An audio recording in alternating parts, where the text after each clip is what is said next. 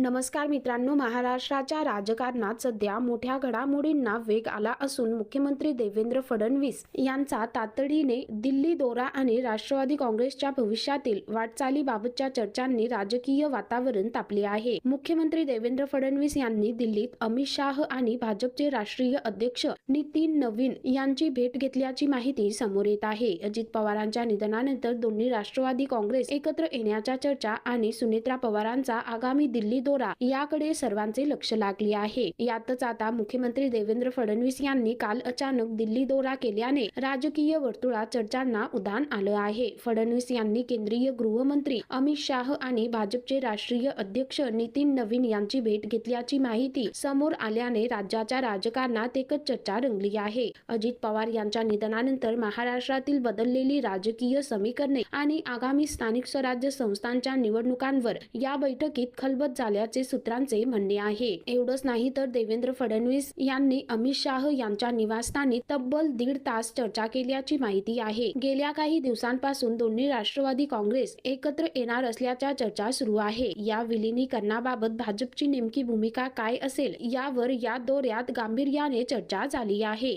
मात्र देवेंद्र फडणवीस यांनी तातडीने दिल्ली गाठल्याने राज्याच्या राजकारणात एकच खळबळ उडाली आहे। तर मित्रांनो, एकंदरीत संपूर्ण प्रकरण पाहता या संदर्भामध्ये तुमची काय प्रतिक्रिया आहे खाली कमेंट करून नक्की कळवा।